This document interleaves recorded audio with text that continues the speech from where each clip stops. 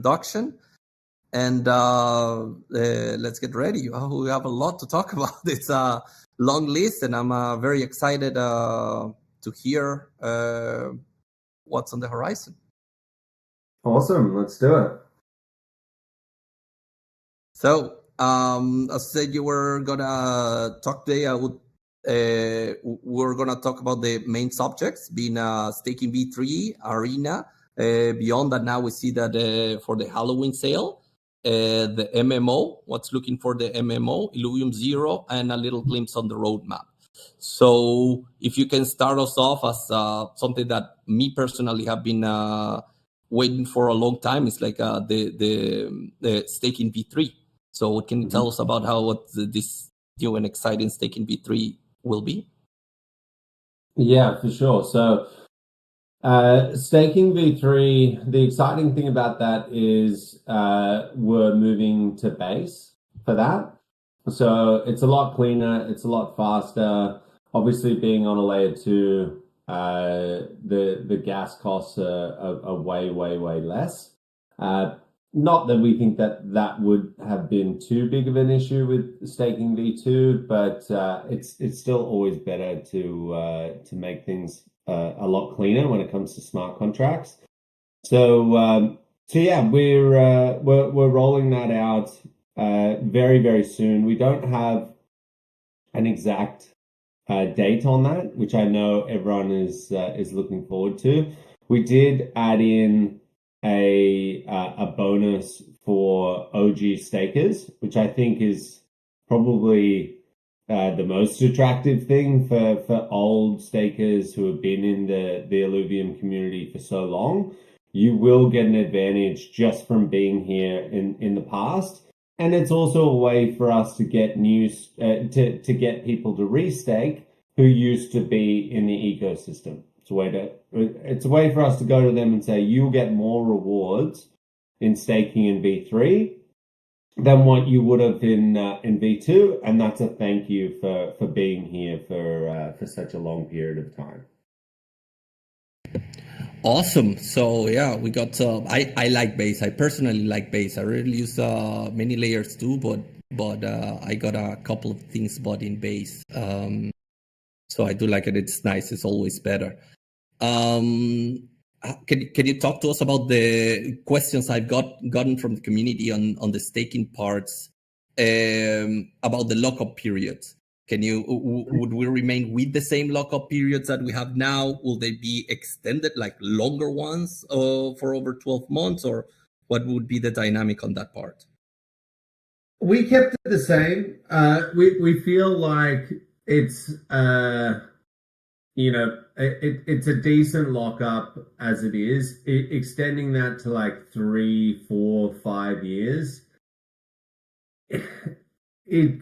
we could do it, and it's something that we've discussed before. We've got some people in the community that are willing to take risks like that and willing to just say, we're here for the next 10 years. So what's 3 years, 4 years, 5 years?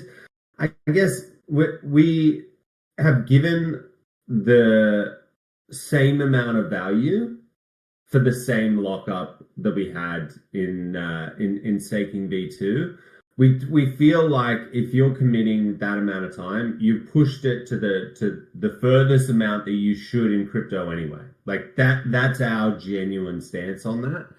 And so with the OG staking boost, you can get up to triple the amount of rewards, and we feel like that's pushing it pretty far as it is. So we're giving that reward to you without the need to stake for like 5 years or 10 years, something ridiculous.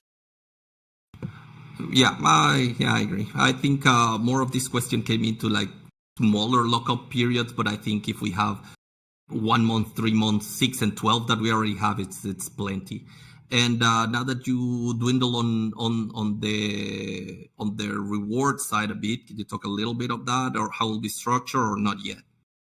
Yeah, sure. So the exciting thing is, obviously, you still get your revenue distribution, and Again, that's on layer 2, so you won't incur many gas costs for claiming that in the future. But the really exciting thing is shards, which is what will be emitting from the new contracts that we have. Now, we're not revealing what shards do, but essentially that's your way to earn part of the network. Put it that way.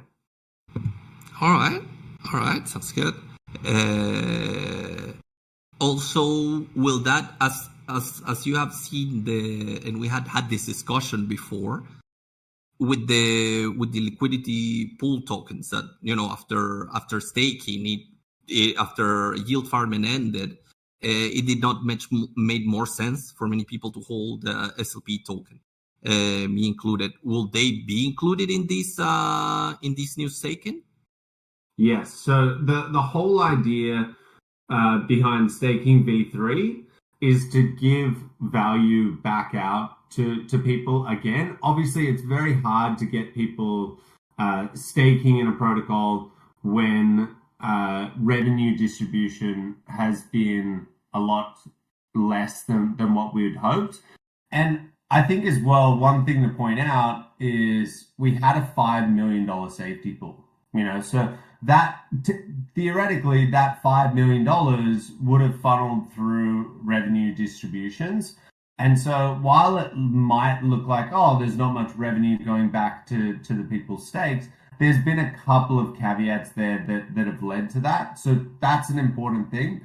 But we do recognize, it's the revenues from the game are nowhere near what we want them to be and what we hope they will be once Overworld relaunches. And so you've got to work out how can we get some value into our staking program to make it attractive again. And I'm just trying to watch what I say so I don't go too far into it. But we've been working on something. If you've been following what I've been talking about closely, we've been talking about this for probably over 2 years now. Specifically me early on, back when a lot of people were worried, what are we going to do about liquidity going away from the protocol? People are unstaking. And I kept on saying there's something up our sleeve that we will likely pull the trigger on. And we've been working on that for a couple of years. And it's obviously the council knows about this, but really no one else.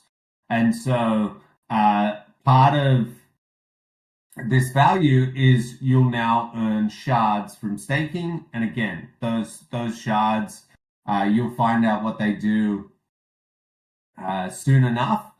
And if you're a part of the Illuvium community and you love this ecosystem, then you're very much going to want these shards. That's what I can say up to this point. Sounds good. Sounds good to me. Yeah, we've talked about this for years. Actually, what V3 would entail. I'm really glad to see that we're moving to a layer 2. So that's nice news. I got another kind of question from the community that pushed a lot on this. That came a lot when staking was coming, but more than staking is more than the ILV token. Do you see the ILV token becoming more than what it is? Utility wise, these crypto words that all center around utility, burn, and all of those things. It's a question we get asked a lot. Is there something there on the horizon, or are we going to keep as is with the ILV token? ILV remains. We're not going to mint any more ILV. I mean, we can't anyway, but not going to mint any more ILV. Tokenomics stayed the same. It's still a governance token. It's still used to govern Illuvium. Everything remains in terms of that. All right, perfect. I think that's mainly what we got for staking. Oh, sorry. No, nothing for me. I'm just no a little bit. Yeah, it's early morning over there, I think. All right. So moving on from the staking, I know there's a lot of excited people about Beyond. So can you tell us about the future of Beyond? Right now, we're at the doorsteps of the Halloween sale, and Yeah, sorry, go on. Go on. So can you talk us through to that, or how far along are we from Beyond Wave 5? What is the future of Beyond hold? Yeah, so it's something that we need to talk about with the council. I've been speaking with Roger about when we actually go live with Wave 5, and it's one of those things where the Beyond product and community keep on plodding along. We'll keep on making updates to the product and make it better and better over time. We're also doing things like tweaking the reward system because that's a live product. We can really gather the feedback from the community and each wave and try and implement those incremental changes over time. And so that's the plan with Beyond. We want to keep on making it better and better and better. Obviously, seasonal sales like the Halloween sale that we have going on now, we want to introduce more of those. We think it keeps the product relevant. It makes it more exciting for the community.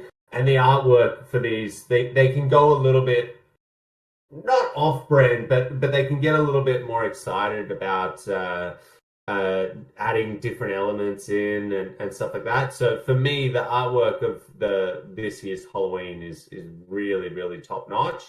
And yeah, we'll just keep going on that. So we don't have an exact date for Wave 5, but it's something that will work out pretty quickly, and it'll be sometime early next year. Great. Touching on that point, on the not knowing when the waves are coming yet, if we got some questions from, like, if there is a long gap in between sets, will weekly rewards continue through that period, or will there be some change in the reward system? It's something that we need to discuss with the council. In the past, we've paused rewards, and we've done a couple of things to make it sustainable. Where, as I mentioned, it's a fluid type of product where we try and make as little changes as possible. So ideally, the reward system continues, and we like we've mentioned, we want that cadence of waves to continue as well. So it's not planned to have any alterations on the rewards, but we need to chat to the council about that and see when Wave 5 can actually come out. It's a little bit trickier just because we've got potentially a demo of the MMO coming out this year, and then and that will be very much private, as in it's not going to go out to like 10,000 different testers. It'll be like 100, and then next year we obviously, as quickly as possible, want to get that like 10,000 more so open beta out to everyone, and then obviously the vertical slice quickly after that. So we need to juggle Beyond and make sure that it fits in that timeline, and that's why I'm not saying we are going to do something. We're not. If it's too big of a delay, then maybe. But the idea is to just slip it in and keep that product going. So I don't envision anything needing to happen there. All right. Sounds like we're getting something there in Beyond. And now we'll move to something I've been way closer to now, that it's Arena. I think the good changes that we've done with the IPL and the competitive scene, I've seen really good people popping out. It's really, really interesting. As you know, I'm there every week with these guys. So towards the Arena and competitive side of this chat, what's the long-term plan for season 2? especially the balance between free-to-play, that's our IPL, and Leviathan, because there's a lot of it has picked up quite a lot, the Leviathan scene. Yeah, it's an interesting one. And it's actually something that I was writing a proposal up before I got sick. And I haven't actually come back to it yet, but it's a little bit extreme. And I was planning, I usually pad the blow a little bit before I come out with, something pretty aggressive in terms of a pivot in direction for a product. But I really want to get this out. And I spoke to the council about this a couple of weeks ago. We were talking about rewards and how sustainable they are and how we're giving them out for free to play, and then we have the IPL, and there's a lot of rewards, right? And there's a lot of rewards that aren't connected to ownership, right? Which becomes a problem. It's not sustainable. And it's, as I said, it's something that I've been thinking about for a long time. And I may as well address it here because I think the community, those who don't like to read and whatever, you can just listen to me say it. But, and just before I do, I haven't spoken to the council about what I'm thinking. I've spoken to them about the initial idea of this and just got their thoughts on it. I've spoken to the other admins, and they also agree that we need to make a bit of a pivot here, but nothing is set in stone here. And this is one of those things where we definitely want the community's input. And that's why I think this is an okay forum to table this. But we've got a situation where, so Web3 games in general, right? Like, I think they've got a bit of an identity crisis where, in our situation, Arena, we made it free to play. We took out the ownership. We took out the crypto side of it. You didn't need any NFTs. You can literally just go and play. You can do it on the Epic Store. Don't need a wallet, right? Totally fine. Now, the reason we did all of that is we wanted to strip away the crypto stuff and have a clean go at marketing to mainstream, right? We ran ads. We have worked with different KOLs. We've run different marketing campaigns to try and get to these people. We've gone to different guilds. We've spoken with Team Liquid. We've gone down the esporting route. There's lots and lots and lots of stuff that we've done to try and get the mainstream crowd. And for the most part, and I know there are some exceptions to the rule here, but for the most part, it hasn't done what we wanted it to do. If we had 50,000 players right now or 100,000 players right now, I'd say yes. It's working. Let's keep on doing this. Let's double down. Let's get some more KOLs. Let's get some more, ads up. Let's do whatever we can to get these people. But the reality is it's not working fast enough. It's too slow. And so, we can keep on spending money on marketing, and we can keep on trying to make things better to use a different angle and try, a different messaging and whatever to get these people in. But the reality is we're hitting diminishing returns already, right? Now, I think now you can sit there and say, "Oh my God, throw your hands up! This is terrible." When this means that we're never going to make it, and all this kind of stuff. Or you can look at it pragmatically and realistically. The game isn't better than TFT, right? Now, I think it's in a position. I think Arena is in a position where if we went all in on that, could we make it better than TFT? I think so. I genuinely think so. We could do it. But the opportunity for Overworld is probably 50 to 100 times bigger. The audience size, the gravity of what we're building, how the nostalgia that's there. There's so many things going for Overworld that we can't deny it, right? We had to get into a position where we can say we've built a really good game, and Arena is that, right? Like I'm someone who plays every single day. It is a really good game. We needed to be able to showcase to investors we can build good games. It might not be better than TFT, but we can build good games. So would I change that? No. I think what we did going all in on Arena was good. But you have to accept reality, right? Like if it's not going to be better and we can't spend the resources on it being better, we're not going to get mainstream people, right? And this was the big realization for me. I always thought, make it as good as TFT and you have ownership, of course people are going to want to come across. But it's just, that's just not the case, right? And so I think what we do have here is a really good community in itself of crypto people that understand Web3, they understand ownership, they get the NFTs, they get Leviathan, they understand big rewards. If you're risking putting your assets on the line, going and buying big assets, you can get big prize pools, right? They understand all that. You don't need to teach them. It's there. And quite honestly, I believe that it's the same people who have the NFTs, and not like, I'm not making assumptions here. We know that this is the case.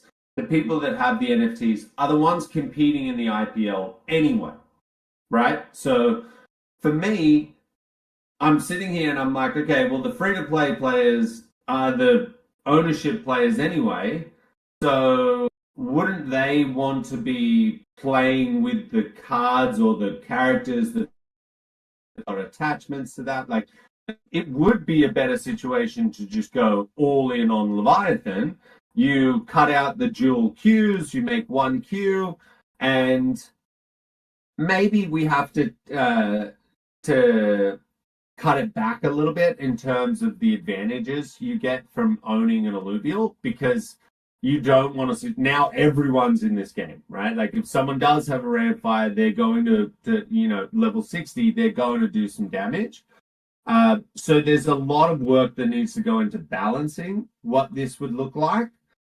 But I genuinely think if we take away all the free-to-play stuff and if we go all in and embrace the game mode Leviathan, and all the queues are going into that, and we can create really fun, rewarding systems where if you own an Illuvial, that gives you a bonus in your games, and we make it all about ownership, all about rewards. We can make it sustainable. We can tie it back into the battle pass. And to be honest, we can create an IPL that's around Leviathan, right? Like, I think that would be a bigger spectacle than what the IPL is right now, just purely because people feel way more connected to their characters. And I think we're at that juncture now. I think we need to take this step. And, that's what it is. I think that's the reality. And I think we have a really good opportunity if we do that. Yeah, I mean, you have to look at the evidence. What you have to that. I don't know. I've read many messages, but I'm always very fiscal conservative, and big price pools and things like that. As you say, I did not see it coming. At least for every dollar spent per people coming into the ecosystem. I don't have access to all the data, but you can easily see or assume. I would guess so. And in the other hand, as you say too, I have seen how impactful Leviathan has been that I didn't think it was going to be. The little Leviathan tournaments that started to do it, and that's why it's gone the way it goes. So I think it's a good thing to take to council, discuss deeper and carve out that way. Let me see if I get some more things on Leviathan. Well, yeah, I got a specific questions here that why were Leviathan price reward pool reduced from 13 to 7K? Why was there a drop down there? Yeah, so It's more about making rewards in general sustainable. We combed over everything and we were like, okay, how much are we giving out? What's the IPL? What's the leaderboard rewards? What are we doing for Leviathan? And we just tried to pare everything back. And this was kind of when we made that decision, it felt bad, right? Like it really did feel bad. And it's kind of like, why are we taking money from the prize pool of the people that we know are spending in our ecosystem? You get a lot of people that are like, I'm propping your game up and I'm the only reason that you guys are surviving because I spend money in your game. Well, turn it to Leviathan and then you can prove that, right? Whereas the free-to-play players right now that aren't buying things and saying they are, right? Those are the types of people that are extractors. And sure, we can have extractors, but if we have Leviathan, it's much more sustainable, right? If we have people coming in and I'm talking about being able to do some really cool stuff with this, like on-demand tournaments, so you can chuck in, say, $10 prize pool. Anyone can join who they want, and we make a fee from that. Things like that. We definitely want to lean into. And if we're focusing just on Leviathan, just on people who have ownership of NFTs, it opens up the gates for so many different formats that not only feel a lot more, create a lot more urgency for the player, but generate a lot more revenue for us. So again, I think it's a win-win for everyone. Yeah, I like that. It's definitely, and I've seen how impactful it's been, Leviathan, and that ownership that we've been talking about, where you start feeling it there. So let's keep getting on. It says, will the MMO and arena in the future that we're carving economies be interconnected, and what do you expect? I think this tags along a little bit in the MMO too. What do you expect will be the main source of revenue for us? Marketplace. I think it's always been the marketplace, right? Like I think if you've got millions of players and you've got items and you've got alluvials and you've got all of these things inside the game that are sought after, it's always going to be the microtransactions. You're clipping the ticket every single time. You've got 4 or 5% over and over and over again. It adds up. It's going to be bigger than that's where all of Axi's revenue came from, right? Was the marketplace fees that they were generating, and that will really be the test of our economy. And I think that's where the money's going to come from. Obviously, we're talking about things like subscriptions, battle passes, cosmetics. There will be other revenue generating things for Illuvium, but I think the marketplace is where it should be the marketplace. It's a problem if it's not. Agree. Touching on the marketplace, then, this is something that also gets asked a lot. Then, if you think it's such an important part of our revenue generating machine, then is there the plan to take it in game, the marketplace? I know everyone wants everything. Gotta ask. No, it's not. It's not so much. We have some limitations building right now on Immutable. We're migrating to ZK EVM as we speak, so we theoretically could do that. It gets a bit tricky. So going back to that identity again, while I'm saying this for Arena in terms of who we need to go after, like let's just say, fuck it, we are who we are, crypto people, that's who we're going after. It is the absolute opposite for the MMO, right? And so, for the arena people, if the marketplace is there, yeah, I get out of a game, I'm angry, I'm annoyed that I didn't have that Ophisto, I go and buy the Ophisto. If that's all in game, great, right? Feels good. if I'm an MMO player and all of a sudden I see this marketplace and I see NFTs and auctions and all sorts of stuff that's crypto based, it might put me off. So that is one thing that we've discussed this for a long time. Like, does Arena have its own build? Does the MMO have its own build? Inside of Epic, Steam, whatever, they're all their own games. And it's probably going to be at that point now where there's a lot of dev work to do that, but I think we're probably at that point now where if we go down the direction of crypto people for Arena, there's going to be a whole bunch of stuff that we want to build into the client to make that experience really good. That is going to be very bad for the MMO, so I think we'll probably have to make that switch. All right, nice that you talked on the on CKEVM, because it's also a big thing. We all know we're moving. We already read from IMX that they were going to shut down IMX. That was from their side, from like even beginning of the year, and I know it was a big decision on Lab's part, because it's our L2.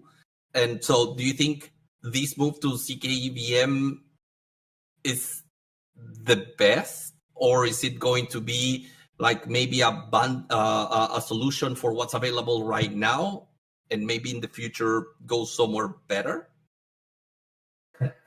I wasn't very, very happy with the IMX guys with this whole situations lately. But yeah.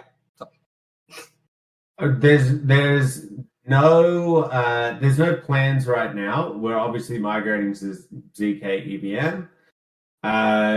Staking is on base, so I mean there's some affiliation there. If people want to speculate, they can. But yeah, that's what we're doing for now. All right. Perfect. So then let's keep on MMO. That I think that's what have a lot of people most exciting. It's especially from the latest leaks. Me personally, and we discussed a lot. That is the thing with Arena is that you need to have like 40 minutes to without any distractions to play a game. You cannot stop it or do anything. So that's a big problem for people who don't have that undivided attention for 40 minutes. So in MMO, which in-game items are they gonna still be NFTs, and which ones are not? Or yeah, so anything that has, as a general rule, anything that has value, we're looking at that it needs to carry over that value. Right? In some way, shape, or form, we need to make that happen. The last thing that we want to happen is, hey, all of these, all of these valuable NFTs that you've collected over the last 5 years, see you in hell. They're not worth anything anymore. That's definitely not what we want to do. The last thing that we want to do is alienate our core base. We don't have a plan where I'm going to be able to post up a document that says this is turning into this is turning into this. Just know that if we go out and rug a whole bunch of collections, we're rugging ourselves, right? Like we are not going to do that no matter what. But what that ends up looking like, I can't go out and say, but we're very, very aware of the situation that everyone's freaking out about. If we do that, we're screwed. We're aware of that. It's not going to happen. So that's all anyone needs to know about that. Things like alluvials and stuff, that they're obviously going to be NFT collections in the MMO. No need to worry about that. All right, perfect. And I know you've posted some things about Illuvial sets on X, and I've heard you, I think, with other interviews before. So the question will be: will set one close before we go live to the MMO, or what is the transition with Illuvial sets? The truth is, we haven't decided. Like we genuinely haven't decided. We don't have a launch date yet for the MMO, so there's a lot of moving parts behind the scenes there. It's not just as simple as do we do it, do we not? You know, there's a lot of artwork required to build it out. There's economic decisions that come into play there. What I will say is, and this will be a good one for the ILV holders and the investors and the landholders. When we make the switch from set 1 to set 2, we will do it in a way that creates an insane amount of FOMO, right? Like this is the last time you'll ever be able to get a Ramfire of the OG set. You know, we will go as hard as we possibly can. And without a doubt, there will be a window for people to go and spend money on that first set. Put it that way. Like I would like people to go crazy and go in there and be like, oh, I'm missing all of this. Like you do when a Beyond wave is going to close and you're like, shit, I'll just buy a whole bunch of discs just in case. We want to create that again. What that looks like, again, in principle, we don't know yet, but yeah, that's the plan, to really go as hard as fuck on that. All right, tying into this is a very interesting question that I got. That are tier 0 illuvials always gonna remain our same tier 0 illuvials? That means they won't change through sets, or will there be new tier 0 illuvials? Or they will not be catchable anymore, let's say, after the new set comes? No. You can catch the tier 0 alluvials. Will we change them up a little bit and their classes and affinities? Probably. Like some of the other alluvials, they'll get makeovers and they'll have different omegas and stuff like that. So yes, that's always the plan, yeah. All right, sounds good. And now that you touched on Illuvium Zero community a little bit, would you tell us a little bit what's the plan with the training gyms? With the experience that it allegedly is going to be, what is the vision of gyms inside Illuvium Zero? Yes, so this is another one where there's a lot of downstream effects for this, mainly in Leviathan. You know, like we've still had this discussion around, should levels exist at all, and should we just remove them and just have stats, or, you know, should we make it even more pronounced? And so that discussion is still ongoing, and I think the move towards Leviathan only is going to mean we're going to have to, like, rather than it being sort of like this, oh, there's Leviathan, we need to come up with something for that, and it's more like an afterthought, whereas all of our mind share is going into the IPL and making sure the free-to-play version is really good, which obviously doesn't have levels, it doesn't require stats. And so I think we need to take a look at this, and if we make the call on going to a Leviathan only, we need to work out, like, what does it actually look like, right? Like, how much money should it cost for someone to level up an alluvial? Should it be expensive? Should it be cheap? Should it be easy? We need to look at what the overworld is, how that plays into it as well. And then we need to look at how much utility are we going to give to the landholders, right? Like, is it cheaper to go to a landholder, but maybe it takes longer, right, in terms of leveling up my alluvials? It's faster if I go into the overworld, or it's faster if I play arena games. You know, we need to work out what is the dynamic between the three sources of experience, basically. And that hasn't happened yet. But what I can say is, however we do it, in terms of, let's just say we decided to put a fuck off dirty button in the middle of the UI that said, like, click button, give us $100 and it'll increase your level. if we did that, and we won't do that, right? We'll make something look cool and it'll feel integrated. But let's just say if we did that, technically it doesn't touch the landholders.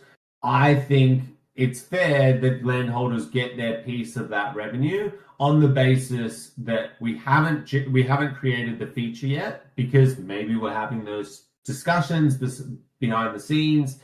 But we know levels are important, so we put the button out, and we haven't worked everything out in the background. I think by default, this feature should go to the landholders, and they should make their revenue on that, even if it means that we need to do a manual payment or whatever. So yeah, with the feature hasn't started being developed yet. We're just designing it now, but there's a lot of discussion that needs to go into, like, how much utility does that have? Is that maybe only the only function and ability for you to level up? There's just a lot of thought that needs to go into it. Well, yeah, but it is exciting. It was an exciting feature when it was proposed for land, and it's glad to hear that it's getting worked on. Keeping the topic on the subject of Illuvium Zero and land, people, love, me included, love to craft skins. So, and we have felt, a little bit, because of the magnitude of the amount of skins that there were in Illuvium that had to be minted. Is there any plans for future plans on skins, to the betterment of skins? Yeah, so we need to the skins will have a value in the MMO. Again, I don't want a situation where people are freaking out thinking that we're not thinking about that, right? Like, that is a bucket that is value for the landholders. We need to make sure that that bucket is taken care of. And I've confirmed with Perry before this that the skins will be used inside of the MMO, so don't worry, they're not being obsolete or anything like that. The mechanism, it has to change, right? Like, it's super clunky. It's not the best UX for new players coming in. So what it turns into, I'm not going to go into now, but certainly you will keep that value there. All right, that's good. And is there are you guys thinking of a way of improving the skins? Is that also in the future for the MMO? Because part of the nice things of being like in the MMO, what we're building is like to see the other guys, and that's where the skins come from. And right now, because as I can see, it's like 130 skins. It's a lot of skins. There was a lot of work into it, but they feel like, a lot of people feel a little underwhelmed by the quality of the skins. So yes, and so we need to. The trouble was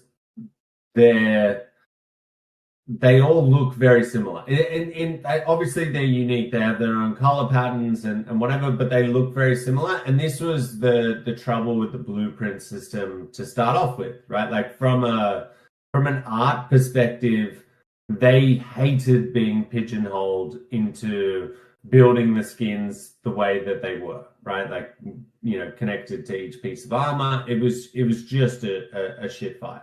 And so simplifying that to allow us to actually go out and build proper skins that are unique. I'm not saying we're going down the path of like Fortnite, where it's IP breaking and bringing in like Kit Kat skins and stuff like that. I'm not saying that, but it will allow our own art freedom to exist, which has really not been there. And so yeah, the entire system is going to be overhauled. It'll be a lot more simple to actually go through and do it, and then the skins that will look so much better. All right, yeah, I'm a big skin spender on all my games. That's why I always ask. And just to put it into context, every season that might be a 6 month, it's only like 1 or 2 epic skins that you can get. Like, the amount that we have, just the amount of work that it was just... It's insane. insane. It was insane. I can appreciate how insane it was because you only get like 6 to 8 new skins every 6 months usually. Yeah. That's in my personal gaming experience. Well, I'm really glad to hear that there's some reward going to be in there. And moving on to the people that what people really like is the roadmap. So as we've seen, I like I think I like the battle pass. Can you tell us something about the plans of the battle pass V2, the next battle pass after this first season ends?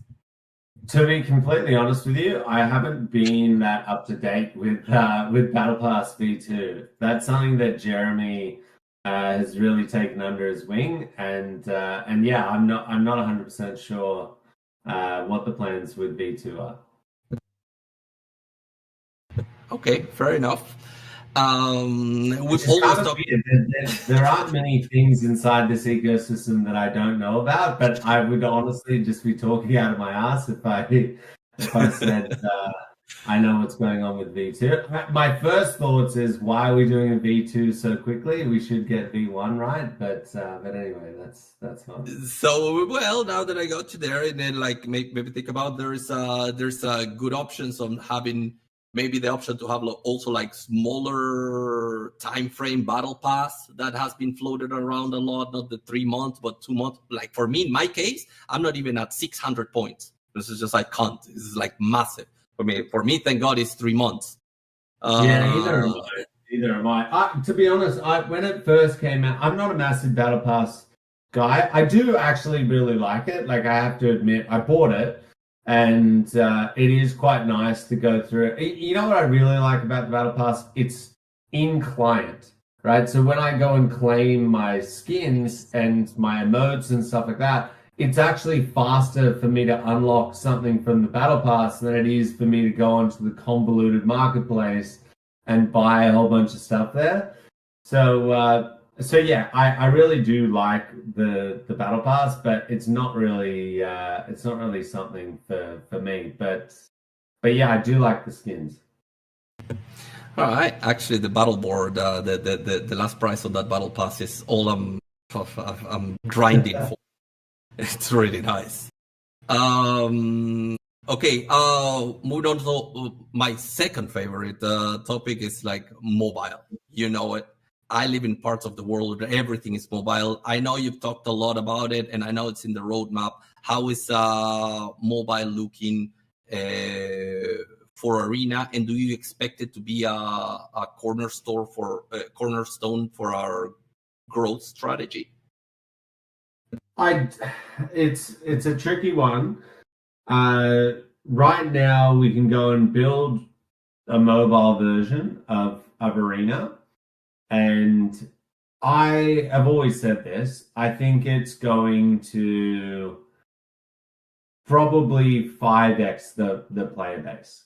And I say this not because TFT has, if 50% of their players are, mobile and the others are not. I'm not saying that, but I think 5x, because in crypto, the audience that we have here, just purely from what Axie did with the Southeast Asian countries onboarding so many players in that respect, and South America, where there's a lot of parts where they only have access to the games inside of crypto on their mobile, and we don't have an offering for those people, right? So whereas I think the split for TFT they would double their player base, right? If they go to mobile. For us, I think the opportunity is even bigger, right? Like that 5x type, maybe even 10x. And I've always thought that, which is great. But it gets our player base from 2,000 to 10,000. It doesn't really move the needle. Like, it does a lot. Like, that's a big boost for us, but it doesn't really move the needle. And so it's kind of one of those things where I'm like, do we want to get that 5x in the player base? Obviously, we definitely do. But are we better off trying to make the game unique You know, like, and what I think is a huge opportunity for us, and you just touched on it, the 40-minute game time, that TFT is a requirement as well. Maybe it's not 40, maybe it's like 35, something like that. But that's a big requirement, you know, from the user. And a lot of times I'm about to play a game and I'm like, I just, you know, I got a meeting in 30 minutes, I don't have 40, I can't do it. Maybe going out and creating Ascendant again, you know, the 1v1, or instead of 8 players, maybe making it a 4-player or a 6-player game. Maybe that has the ability to offer something to TFT players that they're not getting right now. And at that point, maybe you can start bringing them across, right? Now, it's either we've got a very small team on Arena, so it's like we can get them to start building the mobile port, or we can get them to tweak the game modes that we have, bring out a new Ascendant mode, and if that goes off, then we have a player base. Let's say we're starting with 50,000 and we can get that to 250,000. Then mobile starts making a lot more sense. You know, so that's why I'm saying it's one of those things where it's like, we know we can get a boost in the players, but is it really going to be worth the squeeze if we do it before making the game feel unique and our own flavor? Yeah, you have to play the cards that you have at the right time. That is very, very important. That's yeah. Yeah, you left me thinking there, because I was a big pusher for mobile, especially for me as a player, not what I think is like the 5x growth, but me as a time, as you say, like, you know, we're busy and 40 minutes unrequired attention is really hard. But then I think the MMO will hit on that, because if you can just be there, hit pause, you know, just hide in a corner where you not get hit, I think that would also start getting us that player base that we need. And maybe finishing on right now on the MMO, I had a question that I got asked last town hall that we were here. It is about the MMO director managers that we used to have. I don't know if you wanted to address that here, that we haven't seen them lately. Yeah, sure. So we ended up parting ways with both of the MMO directors, and I'll just explain a little bit about that. So there's no hard feelings on either side with both guys. They you know, they accepted it. There was a few behind the scenes issues that we had where you know, they were pretty much our only guys in America. We've got Rich and Jackson, who are also in America, but they're kind of a anomaly where they are happy to stay up till like 3. Not happy to stay up, I guess, you know, I just force them to, but they're staying up very, very late at night, and they're so used to doing that. It's fine. They don't, you know, whereas in the situation with the MMO directors, it was very new for them. So it was quite a big ask. And from the get-go, I said to them, the biggest issue that I can see arising here is communication. We've got pretty much everyone else is in Europe, and you guys are in the US. And I know how taxing this is because I'm in Australia, right? And so Aaron and myself have always had to come to meet, like our meetings start from 4 p.m. and they end at like 11, you know, so that is and for the American guys, it was even worse.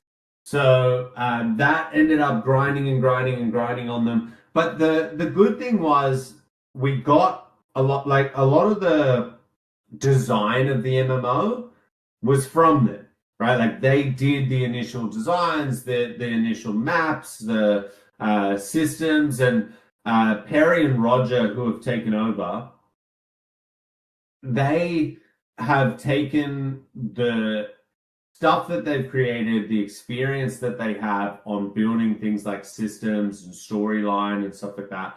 they've now taken that and said, okay, let's make it Illuvium, right? And so not only do they have info from the last 4 or 5 years, which that like knowledge gap was also a little bit of a problem, someone coming in like 5 years into the build, whereas they don't have that. And so they're able to say, like, we know why we did this because we were the ones there making that call 2 years ago, 3 years ago. So Roger is doing the art side and story side, and Perry is doing the systems and progression side.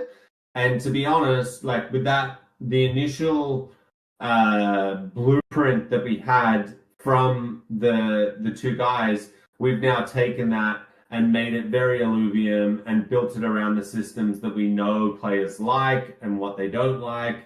And we've just been working so much faster since we've been doing that. And yeah, it was just one of those things where we got a lot of value out of them and we were just not getting as much value as we wanted moving forward. All right. Seems reasonable enough. I think we're honing in almost in an hour. I know, and I know I've been a mod here for a long time, and people don't have attention span too long, so we'll try to keep it under an hour. And about that, in the roadmap that just that came out recently, there was it's an Illuvidex revamp. What can you tell us about the Illuvidex revamp? And will this revamp, I know I asked before, will be integrated in game? Yeah, so it's not going to. The last time I spoke to Jeremy about this, we wanted to integrate it into the game, but we couldn't do that. We couldn't even talk about that until we migrated to ZK EVM. There's still a lot of challenges with pulling it into the client, so I don't think he's hinting at that on the roadmap. We're just making the entire flow much better. Like right now, the filtering system is clunky. The categories are clunky. It's very hard to go in and find something that you want quickly. It's a visual improvement. It's about the UX getting much better. I don't think he's talking about bringing it into the client yet. But as I said, once we can work out where Arena is going in terms of the direction of Leviathan versus free-to-play, then we can potentially discuss things going in client. All right. Seems like there is a lot of work going on, and I'm glad you came out and have these conversations here. Like the community council has been very helpful with with putting everything together, all questions together, and it's been very informative. It's something that the community needs heading out into December. I don't know if you have any closing statements right now for the community, and we can like wrap this up. No, I think that's it. I think we've covered quite a bit. Just apologies for missing the town hall on Friday. I hate to do that, but yeah, I was not in a good state. So I appreciate everyone coming out to this one. And yeah, if there's any questions that I didn't answer, feel free to either DM me or chuck it into the chat, and I'll try and get to it. All right, thanks, man. Thanks a lot. I think we covered a lot of ground, all the things that the main things that needed to be covered, and it is our plan as community to keep having like town halls as often as possible. Hopefully, like one every month. To keep this chat going, which is important, quick, an hour. I think it will be perfect. Thank you so much for your time, man, and we appreciate the hard work. Thanks very much, Thalki. Appreciate it. All right. Cheers. Thanks, guys. Bye. Thanks, Paz, too, for setting everything.